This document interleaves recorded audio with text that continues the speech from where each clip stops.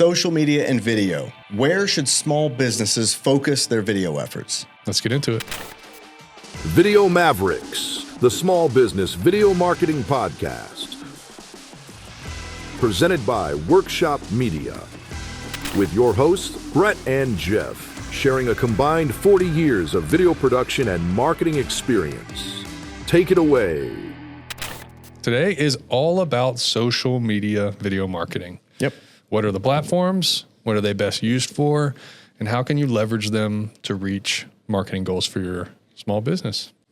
Yeah, so let's jump right in. We're going to go through a platform breakdown and kind of tell you about the ones that we focus on because they get the most return for our clients, and they will do the same for you. So it's extremely important to choose the right social media platforms, right? You want to make sure that you put the right content in the right places because, from standing across the room, it may seem like all social media is the same, but the reality is they attract very different audiences. And the way the platforms use the content is different. Yeah, they prefer different types of content. That's Those algorithms that you hear about that are everyone's chasing after the algorithm. How do you get your content in front of people in different ways? It's a big mystery, but there are steps to take to at least get you closer to what we think is the way into the algorithm to be plucked and sent along to success. That's exactly right. So as a 101 for this sort of social media marketing thing, we like to break this down in organic reach and then sort of that paid advertising side.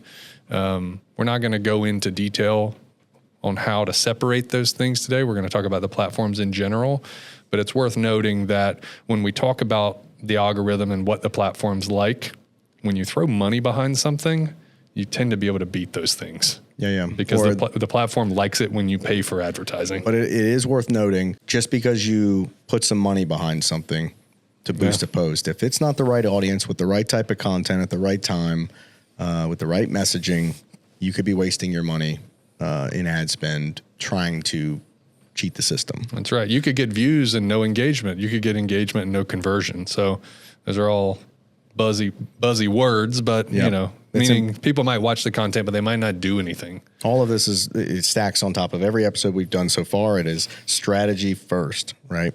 You'll know exactly what to do and what platforms, what social channels work after watching or listening to this episode. But all of the content you create, it's very important to have that strategy session, the content roadmap before even getting to creating the content and then implementing it on these channels. That's right. So, all right. So platform breakdowns. The ones we're going to go over are Facebook, Instagram, LinkedIn, and YouTube.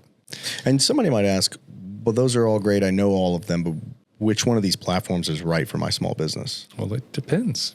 And those platforms could all be right for your small business. And in a lot of cases they are. It just depends on what specifically you're trying to do with a particular piece of content. So Facebook, for example. Facebook likes longer videos, and they're really built around community engagement. That's right. So Facebook's a great place to also do targeted advertising because of the analytics that they have, because all of these users, it's the largest platform, social platform out there. It's been around for a long time, and we can argue about whether or not those numbers are accurately reflecting the people who are actively on the platform on a daily basis. But there's an immense amount of data to be able to get to a specific type of person on that platform. So what type of content might you see working on Facebook? Yeah, so if it's longer form, you get a little bit more time to tell a story, to then engage in a channel or group, a private group even. There's a lot of that on Facebook, where a collected group of people that share, let's say, mission, vision, and values or interests are going to be a little bit more targeted for your content. So if you've got a 1 to 5 minute piece that's on Facebook, you can really start to talk to that group. You can tell a larger story. You can dig in a little deeper on your messaging there, That's exactly right. Awareness is a great thing, or targeted messaging. You could do a brand video. You can do a longer form explainer or promotional piece that really gets after, some business initiatives you have. That's right. All right, switching over to Instagram. Instagram is a totally different beast. It is, I would say, all the rage. There's a lot of people on Instagram. Yeah. It is kind of interesting that Facebook tends to trend a little bit older as of right now, 2024. Facebook tends to be a little bit of an older crowd. Mm-hmm. Instagram kind of starts to bridge a divide a little bit. I think we're seeing older age groups down to, maybe not the youngest of young age groups, but most people have interacted with Instagram in some way that we would be targeting with the social efforts that we're doing. So Instagram likes images. It likes visually appealing images. So while a picture will work on Instagram, video is prioritized. Yep. Every single time. And so it's a lot shorter in runtime as well. So what we like to do is attack all the spaces at once. So that's part of our philosophy at Workshop. What we do is we'll create a longer form piece and then pepper out a bunch of shorter form pieces of content that specifically are tailored to these other platforms. So like we talked about earlier, creating a longer form piece on Facebook, you might pull out the more visually striking elements of that or the more kind of hook type comments and put together some reels that might go on Instagram that run 15 to 60 seconds. Instagram is also a great place to get active engagement. That platform, the likes, the comments, the story shares, those types of things. It doesn't take a whole lot of effort for someone to click like on a video. Yep. So if we're putting video out that's like worthy and we're asking people to engage with it in some way, it's going to reach more people. Yep.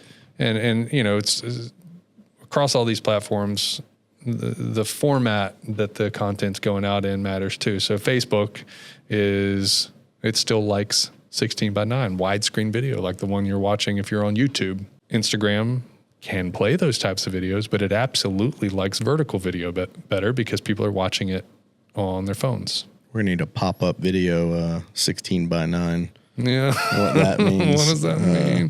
That's just horizontal. It's the way Widescreen. your TV looks. It's what you're used to seeing. It's what you see at the movies. Yeah. And Instagram, what you're used to seeing is your phone vertically, holding your phone like you would if you were surfing the web or dialing a phone number or whatever. Yeah, and so the content really needs to be produced with that in mind. So if you're right. producing content for Instagram and the most important thing can't be seen in that vertical frame, then your viewer's not going to be getting the message the right way. So Instagram likes vertical video, it likes short video, it likes engagement, and it tends to be a little bit more visually driven. Yep.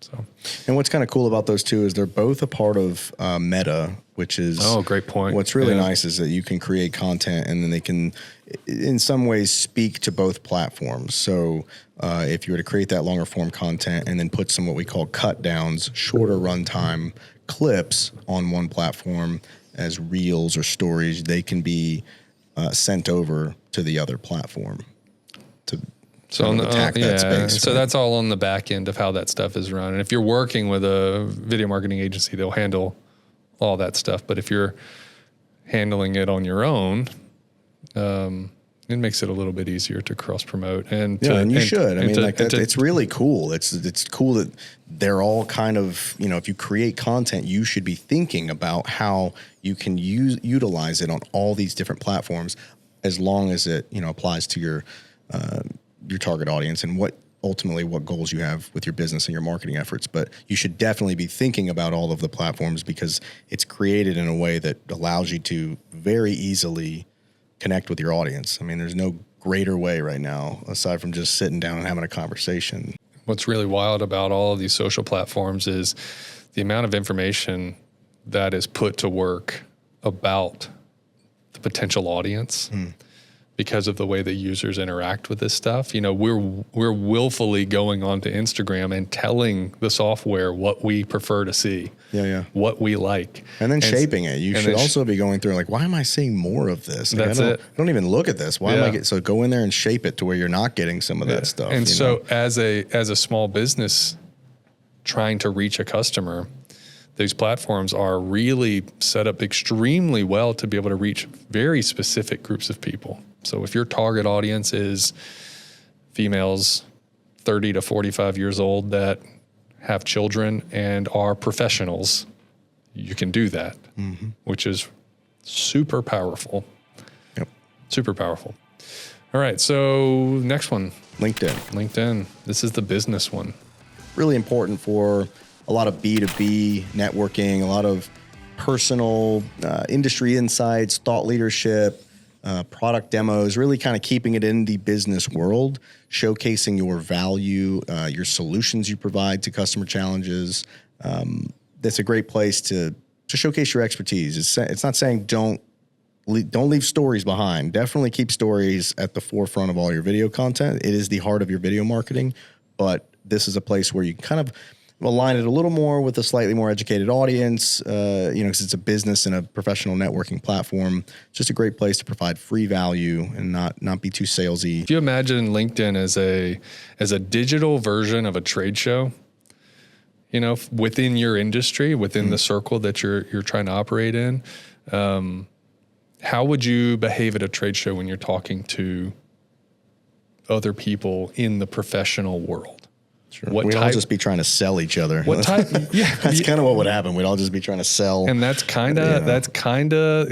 be the vibe. And so, if what you meant to say just now is that's kind of what LinkedIn is, but you didn't want to say it. That's what I mean. That's kind of the vibe on LinkedIn. It's in a lot of ways it can feel very self-serving. There's a lot of people on there that are saying, "Hey, look at me." It could be folks looking for work.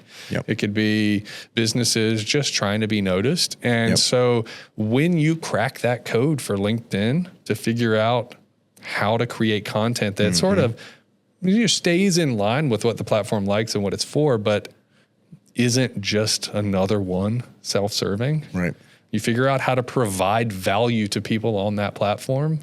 They're going to engage with your stuff. They're going to share it. And you're not always asking for somebody to do something for you when you put the content out there. Yep. It could be a great place to just give company updates, or that's right. If you have recruiting efforts, that's a great place for it because there's such a strong connection with people looking for work there. Yep. It's a place where you could really showcase your culture inside of your organization. That's right. There are reasons why different platforms exist and why there's specific content for each of them. Yeah. Thought leadership is a really big one on there. So, with LinkedIn also is one that can work with those different formats. I think LinkedIn is still okay with widescreen video. We're talking about 16 by 9. That's right. Pop-up video. That's right. So these are not ad related. These are just regular posts. So correct. Yeah. If we do want to get into framing and sizes and stuff, there's the changes. Yeah. So that's something that, is easy to look up, but for not running ads, just putting content out there, just posting into a feed, it's basically just horizontal or vertical. That's right. That's right. Yeah, it gets a lot more complicated, and if you're going to go down that path, really, really highly recommend using a video marketing agency. Yep. That understands the ins and outs of those platforms. So the next one, Jeff, tell us about this social media platform. The next one is YouTube. And it is a personal favorite. It is specifically focused on video. It is like your own TV channel. It is your own network. It's your place to create your content, showcase it to the world, have your own audience. And you might argue that they're all like that, but this one is hyper focused on video. And that's really cool. And it's not really a social media platform. It's more a video hosting community, I guess. I don't know how you describe it. I don't think it falls into social media. It might, but I don't categorize it that way. It feels to me, in the way that we use it, it's a lot more one directional. We're not expecting as much from the viewer on YouTube. What we rely on the viewer for is engaging with the content to push it up so that more people see it. We're not trying to have a conversation in the comments in the same way that we are on some of the other platforms. LinkedIn, certainly there are conversations in the comments. Yep. Facebook, there's a community element, conversation in the comments. Instagram, even, you got the direct message aspect of that. But YouTube is just, it's a great way to get your content out there. And frankly, it's the best way to put content to host. Yep. Because it is a Google product. Yeah, and so that's the number one reason why you want to be on YouTube is the analytics that you get from it, and it is the second largest search engine on the planet. Period. So there you have it. I mean, why would you not put it on there? There are other video hosting sites that might call themselves a YouTube competitor, and surely they have their own, benefits and features and such. But you're not going to compete with Google or YouTube and what it can do for your business. So, and why would you want to? They're already doing it. Mm-hmm. The integrations are already there. You can put your content on YouTube, embed it on your website, and you're going to get all the benefits of someone searching for anything related to your business, as long as it's keyworded and SEO is all taken care of, search engine optimization. That's right. You're just going to enjoy the benefits. And YouTube as a creator is $0. And you don't have to just use it to host, right? So thinking about it being like your own TV channel, where you have a bunch of different shows and you're literally creating content specifically for your audience.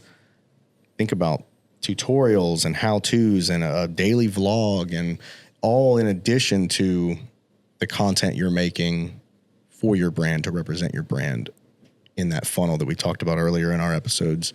The branding, the explainer, the testimonials, those are all high quality produced content that you stack all of your user generated content on. And YouTube's a great platform for that, to continue to frequently sort of flood the system, as we like to say, with fresh content. Keep going, because those algorithms still matter even on YouTube. That's right. Stay fresh, keep going. But you can almost treat your YouTube as a secondary website. It should be treated like everything on there is important. And you just segment it into the pieces of YouTube. You have your regular videos on YouTube. Mm-hmm. You have your shorts, and those kind of they live and breathe a little bit more like social media. Yep. You can do live on there. So like we mentioned earlier about them all being kind of, a part of an ecosystem. They're all separate, more or less, but if you create that content from a YouTube video, create shorts, some of those videos can go over and sort of cross into the Instagram reels and stories, and those can kind of cross into Facebook, and you can use all of that content to be frequently flooding and attacking the marketplace, right? Yep. And that's extremely important, and that's something that we have talked about before too, is having that strategic video partner that's going to help you maximize your investment by creating content that's going to go places. Yeah, you want to be thinking about all these platforms and the things that are really working on them before you go into production of any kind, whether you're working with a partner that's, going to go full scale production, or you're doing some user generated content on your own. So understand these platforms, number one, and then include them in the planning and the strategy for the work that you're going to be doing, so that every single piece of content that comes out of it has a place to go. Let's go and shift gears a little bit and talk about the difference between native content and repurposing content. So native content, it's creating it specifically for that platform. Yes. Knowing that my audience for my business consumes their content on this particular platform. So understanding the types of content that get made for that platform. How are videos getting made? How are people using the platform? And I don't want to say trends, but trends, what's happening currently with the way people are creating content. And the reason I didn't want to say trends is because it immediately makes you think of, dancing videos or showing a picture of Snoop Dogg at the Olympics. They have a place, but that's not this. That's a different podcast for me to argue on. But yeah, so there's a reason, and there's a reason to create content specifically for a platform. Do the research, sort out, what are making some videos tick, what's making them, catch on, and that's creating content natively for those audiences on those platforms. On the other side, you've got repurposed stuff. So let's say you go through the implementation of a brand video, explainer video, and testimonial foundation. So you're going to have those pieces of content produced at a high level. They're meant to be the foundation of your video marketing. Yep. And then you want to take that content and put it to work on these platforms. So you can absolutely do that. And you should. It's better if you go into production saying, hey, we're going to purposefully create some Instagram reels out of it, while we have production going. Mm-hmm. But if you don't do that, you can do what we call cut downs, which is taking a piece of those long form videos, bite-sized chunks, and reformatting them, reframing them so that they fit the the shape of the platform, whether it's vertical or horizontal or square video or whatever. Yep. Adding captions in a lot of cases because those platforms tend to like those. And a lot of people are consuming content on their phone and with the mute in on. places that they shouldn't be watching it in their business meetings and in the bathroom. So these are places where sound may not be on. And so captioning is 100% something that should, if it's not baked in, should at least be riding along with the video so it can be added to a particular platform for sure. Yeah. So you can take those longer form pieces and peel little bite-sized chunks out to go on these platforms. So you can take maybe 1, 2 or 3 minute long video and take it a whole lot further if you start to think about how you can take it apart and strategically put those pieces out into the wild. So, and so an engagement strategy is important as well on these, since we haven't really talked about that, but each of these platforms has a sweet spot in time of day of the week. Yeah, when to do it, what day, what time. And that's all kind of based on their data and the algorithms and everything. And it changes. It shifts. That's right. So doing the research before you go up, it's a quick search.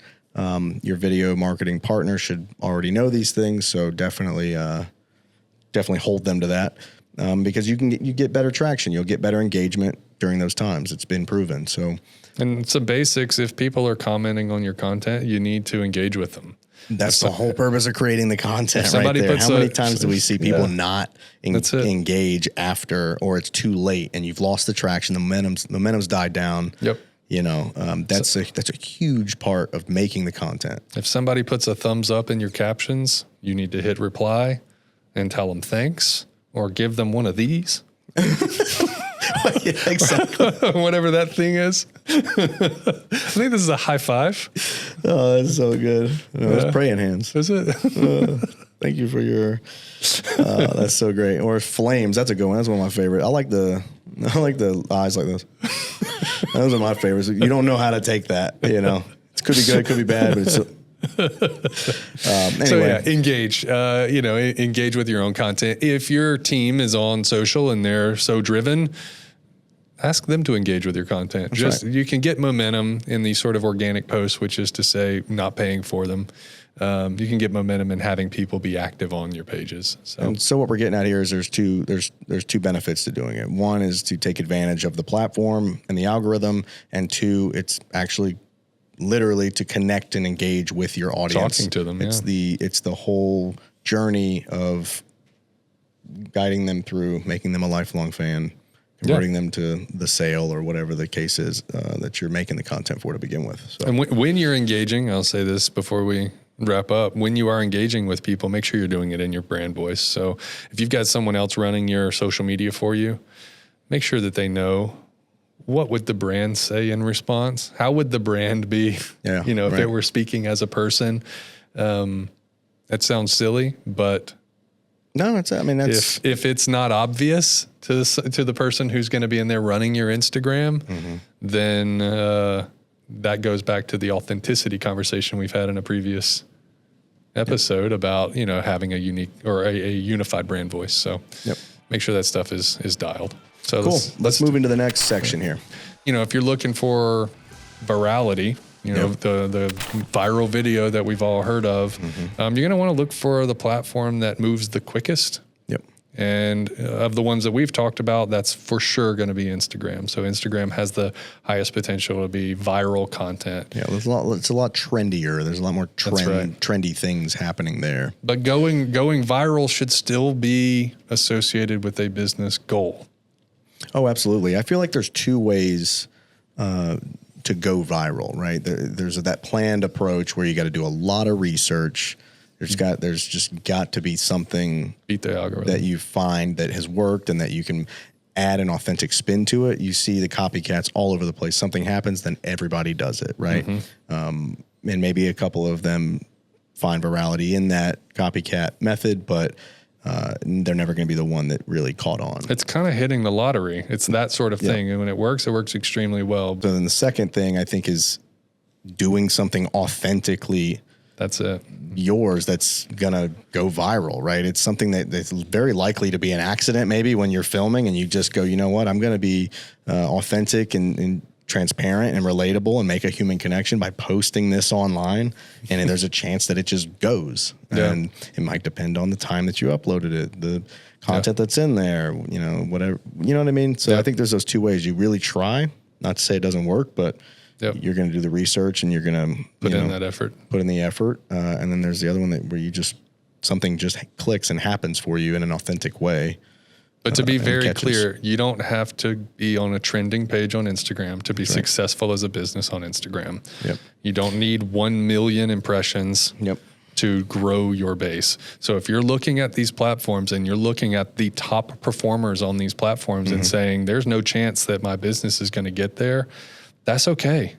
We don't all have to be there. I mean, I would ask a question, why do you want to go viral? Or is it your personal want or you just need want, or desire? You just want the pat on the back, or is it actually going to move the needle? What does that virality do for your business? And how are you going to engage and take advantage of that momentum and convert? Because if you go viral, there has to be a plan in place to then convert, right? Instead, and then, it's just like, you go, oh, cool, you got 1 million likes. And what happens now, right? Yep. Make something happen with that because you won. That's right. Turn it into dollars. You know what I mean? It should be a strategy from the very beginning that we are aiming for that target. If you start to see that uptick, get ready. Start strategizing again, right? Let's figure out how to convert. So that's So, something that, you know, you don't really plan for it. I think that, at least not in our experience, that's not something that, you know, is a guarantee to a client. That's not something that's right. It's just, let's create the content that we can control. We can control the engagement, the connection with the audience, the authentic storytelling. We can control categorizing content, spreading it across platforms for maximum reach and effect. Those are things that you can strategize on and plan for effectively. Virality is how cool. That's right. Right. But ROI is going to, you know, on the average be much better looking if you're coming at it not assuming that you're going to hit the lottery viral video. And you never want to go, well, what are you looking for? Well, 10 million views. You put a lot of people in a lot of tight places, right?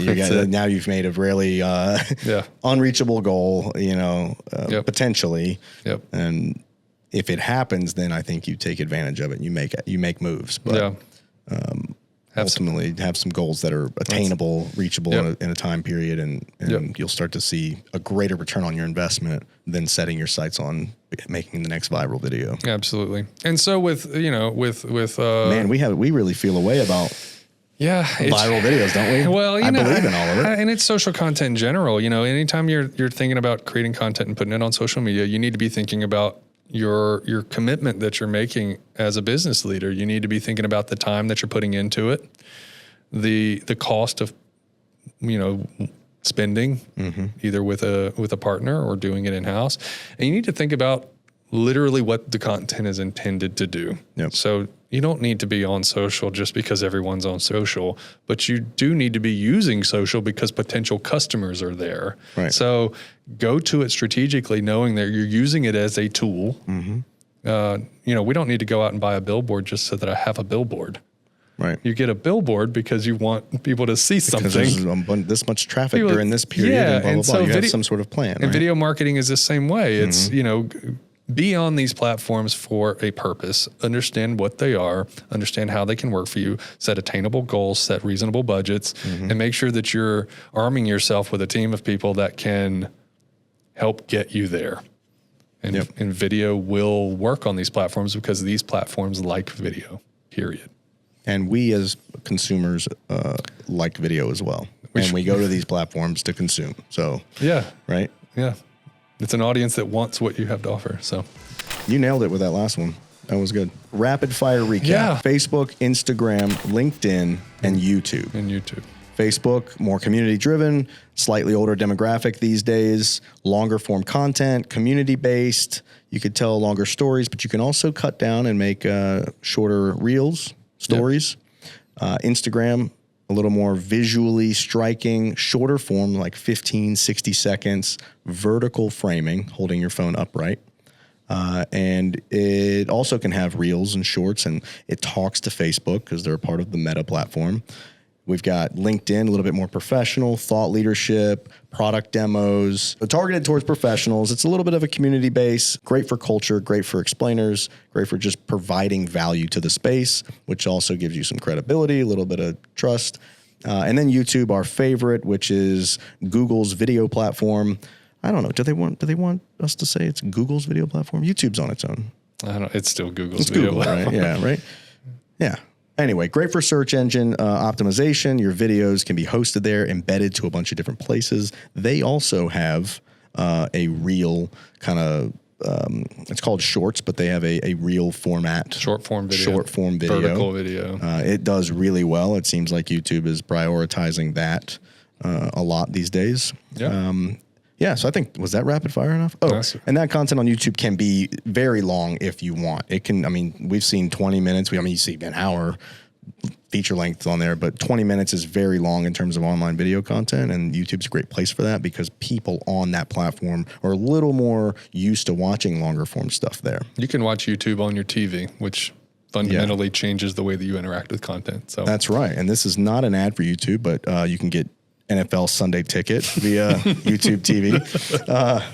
Was that an ad? I think that might have been an ad. YouTube did not. Checks in the mail. YouTube, is it? Yeah, so I think we did it. There you go. So create the content for the audience, specifically where they consume their content. Okay, do your research when you're thinking about creating the content. Know where you're going to place it. Know that you're making videos for Instagram, that you're making a longer form video for Facebook or LinkedIn or YouTube.